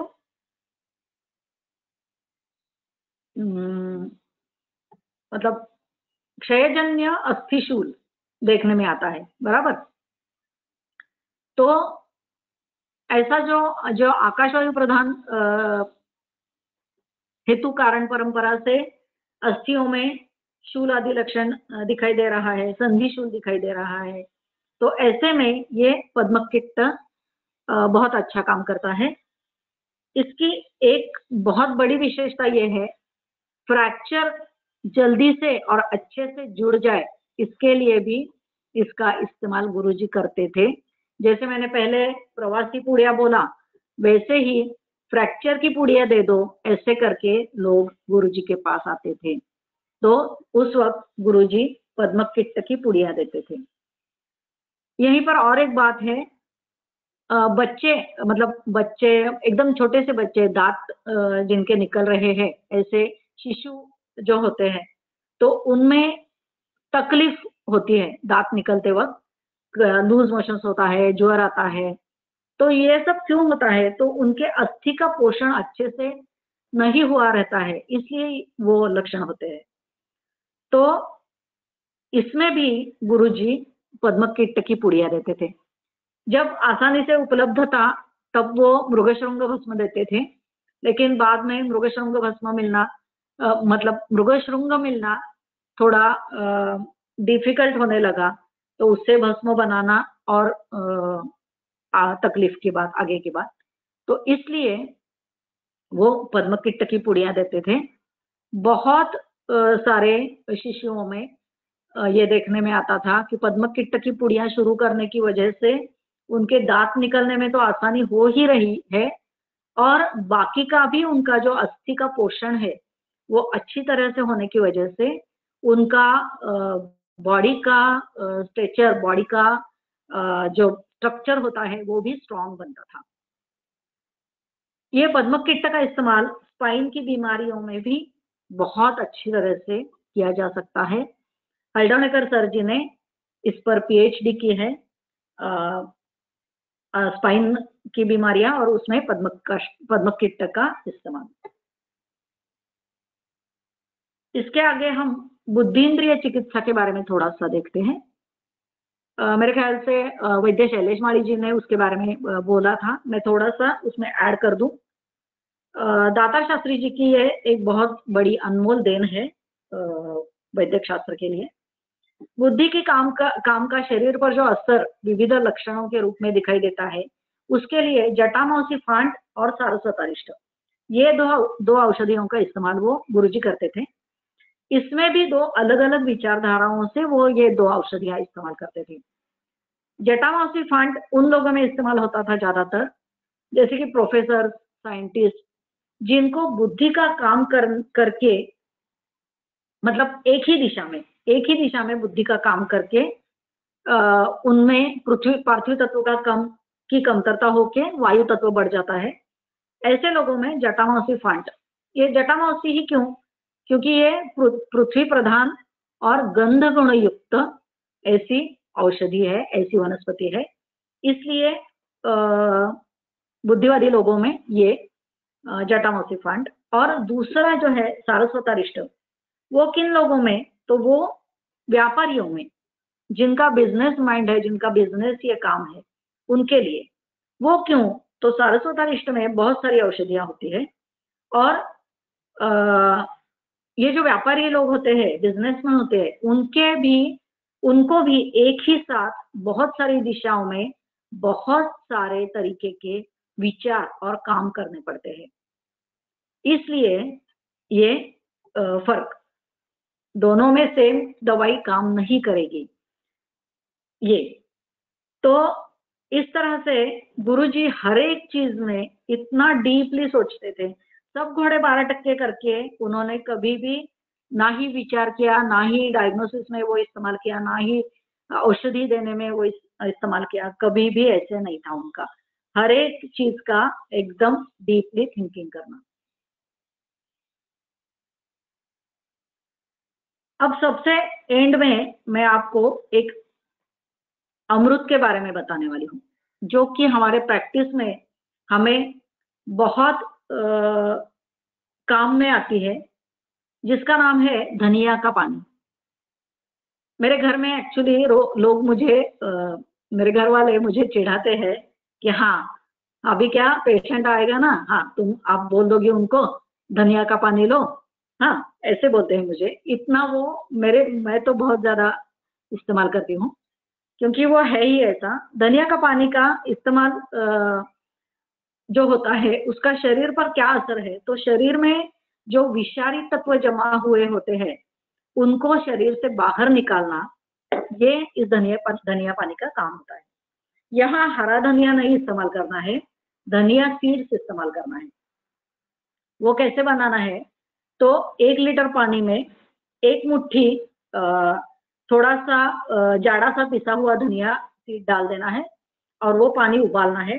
बस उबालना है, वो उसका कुछ घटाना है, कम करना है, ऐसा कुछ नहीं है। खाली उबाल लाना है और उसका कलर चेंज हो जाता है, बस तब गैस बंद कर देनी है। और एक यहाँ प्रिकॉशन लेनी है, ये धनिया का पानी स्टील के बर्तन में कभी भी तैयार नहीं करना है। या तो कढ़ाई किए हुए पीतल के बर्तन में, या फिर आजकल जो मिलता है एनोडाइज्ड काले जो आते हैं बर्तन, उसमें बना सकते हैं आप लोग। Nonstick I will not suggest, क्योंकि नॉनस्टिक का ये होता है ना, उसका वो जो आवरण होता है वो जल्दी निकल जाता है ज्यादा बॉइलिंग करने से उसमें। तो बेटर यूज दिस एनोडाइज्ड और पीतल का। तो और एक बात है, ये जो पानी कभी कभी क्या होता है, अचानक से बाहर जाना पड़ता है या फिर ऑफिस में से आने टाइम ही नहीं मिला धनिया का पानी पीने में, तो ऐसे में वो रह जाता है, शेष रह जाता है। तो 8 घंटे के बाद वो नहीं पीना है, वो फेंक देना है। हम सब जानते हैं कि काढ़ा भी 8 घंटे बाद खराब होने लगता है, उसमें अम्लता बननी शुरू हो जाती है। तो यही चीज ये धनिया के पानी में भी होती है। तो ये एक प्रिकॉशन लेना है। कभी कभी ये अगर हम बात बताना भूल जाते हैं पेशेंट को कि ऐसा नहीं इस्तेमाल करना है, तो कभी कभी पेशेंट दूसरे दिन भी वो पीता है और वो ही बताता है कि नहीं नहीं वो तो हम ऐसा थोड़ा सा उसमें अम्लता आई थी, ऐसा रुग्ण ही बताएगा आपको। तो मेरा अभी लेक्चर मैं खत्म करती हूँ।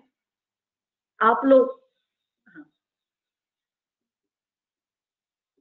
आप लोगों को ये मेरा लेक्चर जो है, जो भी मैंने इंफॉर्मेशन दी आपको, वो आपको मददगार साबित हुआ होगा, ऐसी अपेक्षा करती हूँ। आप सभी ऑर्गेनाइजर और जो पार्टिसिपेंट हैं उनको मैं बहुत बहुत धन्यवाद देना चाहती हूँ। मेरे गुरुजी के इतने बड़े काम का एक छोटा सा हिस्सा आप तक पहुंचाने का मौका मुझे भगवान ने दिया और ऑर्गेनाइजर ने दिया, इसके लिए मैं शुक्रगुजार हूँ। धन्यवाद, बहुत बहुत धन्यवाद। Thank you so much ma'am. हम आभारी हैं कि आपने अपना कीमती समय हमें दिया और मार्गदर्शन किया हमारा। Thank you so much. Thank you ma'am. धन्यवाद। किसी के कोई डाउट्स हैं तो वो अभी अपना माइक ऑन करके पूछ सकते हैं। Hello madam. नमस्ते। हाँ नमस्ते मैडम। हाँ बोलिए। मेरे मैडम 2 क्वेश्चन है। एक ये है कि आपने ये जो बताया ना पद्म कीट के बारे में, कि जैसे मेरा ये कहना था कि क्षयजन्य अस्थिशूल में हम उसका अच्छा यूज कर सकते हैं और फ्रैक्चर में भी यूज कर सकते हैं और शिशुओं में दंत के समय यूज कर सकते हैं। तो ये जो मैच्योरिटी का टाइम रहता है, जब बच्चों का हाइट बढ़ने का टाइम रहता है, are you getting my point? Maybe या दे सकते हैं। तो हाँ, तो जैसे अभी 10 और 12 इयर्स के बच्चे हैं जिनको हाइट बढ़ाना है, तो वहाँ पे हम पद्म कीट यूज कर सकते हैं क्या? यूज कर सकते हैं, लेकिन फिर यही बात आप पहले समझ लो, उनकी हाइट वेट कम रहने का, नहीं बढ़ने का रीजन क्या है, ये आप पहले पता कर लो। समझ में आया? या मैडम, करेक्ट। हाँ, अगर आपने एकदम से पद्म कीट शुरू कर दिया ना तो वो काम नहीं करेगा। अच्छा, और ये धनिया बोलिए। नो मैडम, आप कंटिन्यू कीजिए, मेरा दूसरा क्वेश्चन पूछने वाली थी मैं। हाँ, नहीं, अगर मैंने पहले मतलब पांचभौतिक चिकित्सा का यही बहुत बड़ा वैशिष्ट्य है कि कारण का पूरे से ये न करते हुए अगर पोषण देने वाली दवाइयाँ शुरू कर दी ना तो वो काम नहीं करती है। अच्छा, मतलब we can't use it as precautionary. हाँ, मतलब वो काम करेगी ही ऐसा हम पक्का नहीं बता सकते। अगर रुग्ण का अच्छे से हिस्ट्री नहीं लिया है और एकदम से पद्म कीट शुरू किया तो, और एक बात है, पद्म कीट का एक्चुअली पद्म kit is supposed to be given in वो डिंक के साथ, खाने वाला जो डिंक होता है ना, उसके साथ देने का ये है।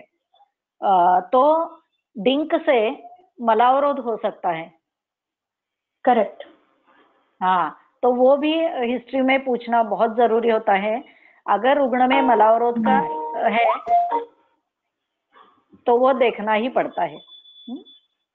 ओके। और मैडम ये लास्ट पॉइंट आपने जो कवर किया ना कि धनिया पानी नेचुरल क्लींजर है, तो यह किस डिसीज में और किस अवस्था में हम इसको यूज कर सकते हैं? जैसे मूत्रल तो है धनिया पानी, बट जैसे आम्ल पित्त या फिर कोई पेशेंट रहते हैं कुछ बाहर खा के आते तो पेट गड़बड़ाता है, वहाँ यूज कर सकते हैं क्या? वही पूछना था। नहीं, ये रोल क्या है मैडम धनिया पानी? नहीं, इसका रोल जो है ना वो ज्यादातर लॉन्ग टर्म जो लॉन्ग स्टैंडिंग जो ये होता है ना संप्राप्ति। ओके। हाँ, लॉन्ग स्टैंडिंग संप्राप्ति की किस व्याधि में हम लोग यूज कर सकते हैं मैडम? देखो, अगर आप आमवात का देखो, आमवात में बहुत ज्यादा विषार भरे हुए रहते हैं शरीर में, पृथ्वी आप प्रधान संप्राप्ति है उसमें, बराबर है? हाँ मैम। उसमें अगर धनिया पानी के साथ आपने पुड़ियाँ शुरू कर दी ना तो रुग्ण का शोथ बहुत जल्दी कम हो जाता है। ओके। और उसमें जो गर्मी रहती है ना संधियों पर, वो भी अच्छे से कम हो जाती है, क्योंकि शोथ कम हो जाता है। ओके। और ये हरे योग की पुड़िया ट्रैवलिंग में देनी है, मतलब जिनको तकलीफ नहीं उनको भी दे सकते हैं मैडम? हाँ, बिल्कुल बिल्कुल, वो प्रवासी पुड़िया ही बोलते हैं उसको, और इसलिए उसका एक ही डोज व्यान काल में, जो भी हम खाना खा के पूरा करते हैं, तो उसके इमीडिएटली बाद देना है, दोपहर का। Okay madam. और ये चातुर्थक योग को स्तन्य दृष्टि में यूज करो ऐसा बताया आपने, लेकिन स्तन्य दृष्टि के भी काफी टाइप्स है ना मैडम? जैसे किसी को गांठी होती है, बच्चे दूध। हाँ, नहीं, ऐसे इतने आगे के अवस्था में नहीं, जब रुग्ण आती है, ब्रेस्ट फीडिंग की रुग्ण आती है, तभी। हाँ, अगर वो शिशु को कुछ तकलीफ हो रही है, ऐसे करके रुग्ण आती है ना बच्चे को लेकर, कि इसको लूज मोशंस हो रहे हैं, ऐसा कुछ लेके आती है ना, तब वो हाँ, वही मेरा वो पॉइंट क्लियर नहीं हो रहा था। नहीं, लॉन्ग टर्म में नहीं। ओके, ब्रेस्ट फीडिंग के time he. Thank you so much. Thank you. या मैम, मेरा एक क्वेश्चन था। हाँ, पूछिए मैम। हम पीसीओडी में किस तरीके से? यहाँ फिर से मैं वही बताऊंगी। पीसीओडी नाम मैंने वो जो ट्रीट हो सकते हैं हिस्ट्री से, उनमें नाम लिया, लेकिन पीसीओडी के लिए ये दवाई है ऐसा मैंने नहीं बताया है। हर एक रुग्ण का अलग हो सकता है। तो मैंने जो मीजल्स चिकन पॉक्स के हिस्ट्री की वजह से जिनमें पीसीओडी दिखाई दे रहा है, उनका ही जिक्र किया। कारण परंपरा, आप लोग ना व्याधि और लक्षणों का ज्यादा ध्यान में मत लो। पेशेंट के लक्षण सुन लो, बाद में उसके हेतु की ओर पहला ध्यान रखो आप। हेतु और उदर परीक्षण। हाँ, हेलो, उस पर ही ट्रीटमेंट देनी है। हेलो, या बोलिए। हाँ मैडम, आपने कृमि चिकित्सा के बारे में बात करते हुए बोला था कि मेदोपाचक योग जो है तो वो पृथ्वी आप महाभूत है, और रुग्ण के लक्षणों में हमें वो उस तरह से मिलता है, तो हम वहाँ कृमि के रुग्णों को वो देते हैं। लेकिन जैसे आज ही एक रुग्ण मेरे पास सुबह जो आई थी, वो अम्लधर्मी प्रकृति की थी। उसे कृमि का इतिहास था, वृत्त है। उनने लेकिन साथ में उसको ऐसा था कि वो अगर 40 किलोमीटर से मेरे पास आ रही है, तो वो बोलती है कि मुझे शरीर में कंपन आ रहा है, संपूर्ण शरीर में, और उसकी पुरानी हाथ पैर कांप रहे हैं। यानी मैंने ट्रैवलिंग किया, 2 व्हीलर से ट्रैवलिंग करके, अगर हाँ, तो उसके हाथ पैर कांप रहे हैं, ऐसा उसका बोलना था। और मुझे याद है कि उसके एमआरआई में कुछ सर्वाइकल स्टेनोसिस जैसा थोड़ा सा था।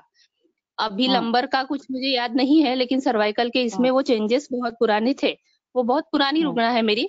तो अभी वो कृमि का वृत्त दे रही है, असम्यक मल प्रवृत्ति बोल रही है, गुदाकंडू भी बोल रही है। तो इस टाइम मेदोपाचक योग पृथ्वी आप महाभूत प्राधान्य हम यूज भी कर रहे हैं। और साथ में तो हम प्रधान नहीं है, चातुर्थक योग आकाशवायु महाभूत है। हाँ, आकाशवायु। हाँ, तो यहाँ कंपन जो है वो भी तो एक लक्षण जो है वो आकाशवायु महाभूत प्रदान हो गया। तो मेडिसिन देते वक्त दिमाग में सुबह बहुत से प्रश्न आ गए थे। हाँ, नहीं, इसमें क्या है ना, ये चातुर्थक आपको क्या लॉन्ग टर्म देना नहीं है। हाँ, एक बात, एक आध हफ्ते देने के बाद ये काम हो जाएगा इसका। एक तो दूसरी बात ये है, अगर बाकी सब लक्षण है, तो ऐसी अवस्था में चातुर्थक इस्तेमाल करने का ये करने की जरूरत नहीं है। You can give the patient directly जेंटेल दे सकते हैं आप लोग, है ना। ऐसी जरूरी नहीं कि हर बार अम्लधर्मी प्रकृति और उसकी लक्षणों को देखते हुए लघुसूत शेखर चातुर्थक गुड़ के साथ एक गोली इस तरह से दिया था मैंने, और उसे उपशय भी मिला उसके साथ। लेकिन मुझे ये रहा कि कितने दिन तक और कैसे दे, हम आगे उसको कंटिन्यू करें कि हाँ, नहीं, ज्यादा दिन देने की जरूरत ही नहीं है ना। उत्कलन द्रव्य है और हम उसको कंपन भी है शरीर में कि वो बोलती है कि मैं 40 किलोमीटर आने के बाद मेरे हाथ पैर कांपते हैं, तो साथ में आप उस एक बात टाइम हम बताइए मुझे, आप एक बात बताइए मुझे, 40 किलोमीटर गाड़ी चला के आने से किसी भी शरीर में कंपन होगा ही, है ना? वायु तो बढ़ेगा ही ना। नहीं ना मैडम, लेकिन उसके सिम्टम्स 2 साल से इसी तरह से थोड़े से है, यानी हर रुग्ण इस तरह से नहीं बोलता। तो मुझे हाँ, बोलना था कि इस ऐसी लक्षणों में ये हम मज्जा धातु का विचार करके साथ में कोई दूसरा कल्प भी इस तरह से यूज कर सकते हैं क्या? आप एक काम कीजिए, मुझे कल आप पर्सनली फोन कीजिए मेरे नंबर पर, हम डिस्कस करेंगे, ठीक है? आपको I will try to guide you. ऐसा नहीं है कि मैं आपको आंसर दे सकती हूँ, but I will try to guide you, ठीक है? Okay okay madam, I will call. Okay okay. या Thank you so much, ma'am. Thank you for this wonderful session. Thank you, ma'am. And thanks a lot for giving me this opportunity. Thanks a lot. Thank you, ma'am.